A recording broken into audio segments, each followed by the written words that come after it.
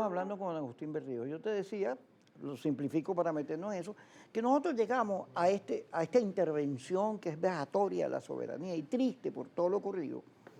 Y eso tiene que llevarnos a una reflexión sobre cómo llegamos aquí. Claro. O sea, no puede hacer, se me olvidó que te olvidé. No, lo primero que hay que hacer es reconocer que esto no fue gratis, que esto es producto de nuestra manera de hacer política y los odios y las maneras en que nos tratamos. Claro, pero hay que hacer la reflexión autocrítica para corregir, pero no el proceso de culpas y ataques. Claro. Porque eso nos pone la vista en el pasado y hay que poner la vista en el porvenir y en el presente. Fíjate, yo veo al chavismo diciendo Maduro vuelve, va a volver pronto. Eso no es realista, eso no es realista.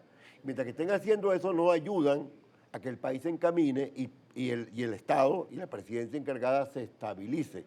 Eso es tan irreal como cuando el 10 de enero del año pasado había un sector que le decía a la gente, el 10 llega Edmundo González.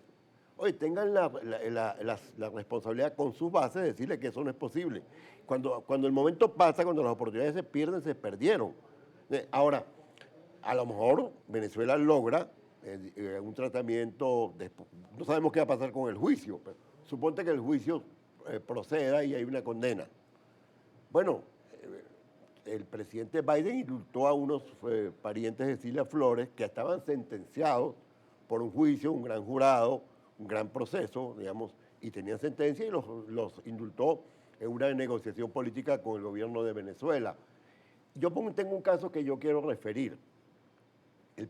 Pinochet, siendo senador, estaba en Inglaterra y hubo una autodetención contra él de un juez español, Garzón.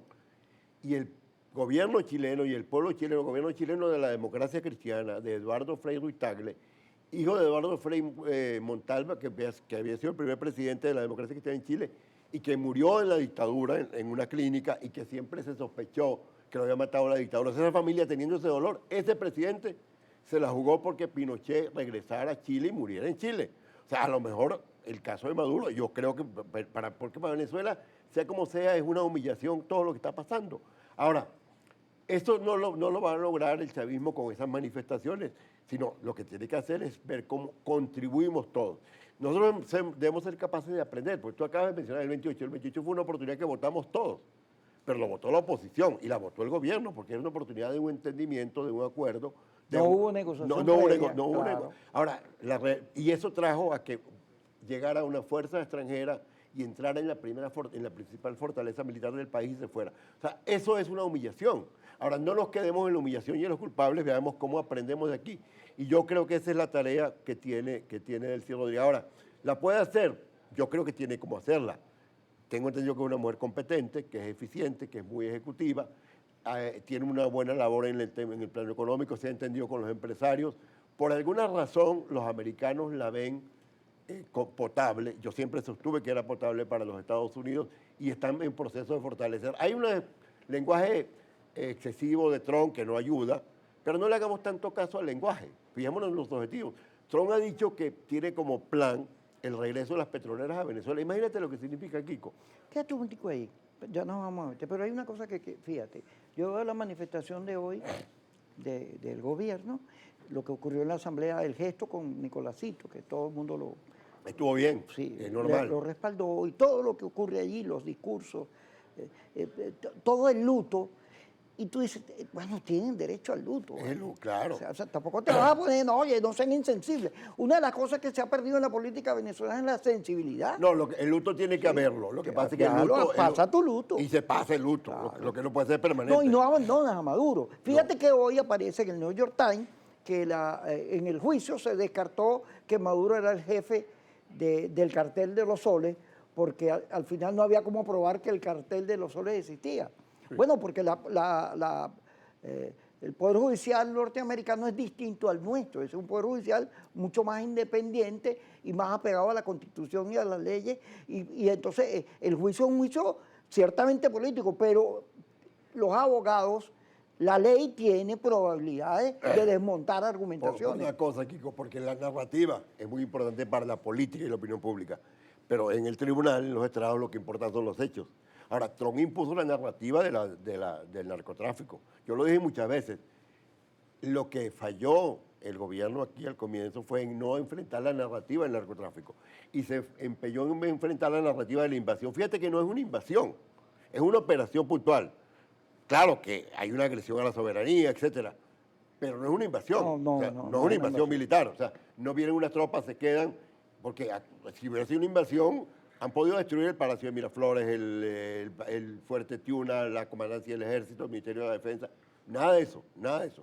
Y tenían cómo. Y una cosa que es muy dramática, Kiko, lo que revela la operación militar de los Estados Unidos es una superioridad militar gigantesca, que no hay ningún país del mundo que pueda contrarrestar. Entonces tú no vas a firmar la soberanía con una actitud, digamos, envalentonada. La firma fortaleciendo tu dignidad, tus instituciones, tener una política exterior propia. Si Venezuela tiene que tener una política exterior que no tiene nada que ver con otros conflictos del Medio Oriente y otras partes. Y una de las cosas que primero necesita Delcy Rodríguez es una cancillería enfocada en una comprensión de la política de Venezuela que corresponde. ¿Viste lo que pasó con la CELAC? México, Brasil, España, una cantidad de países propusieron un comunicado de rechazo y solidaridad con Venezuela y no pasó, porque por el tipo de constitución del organismo, pero también porque hay una realidad latinoamericana de división derecha-izquierda que tienes que trabajar.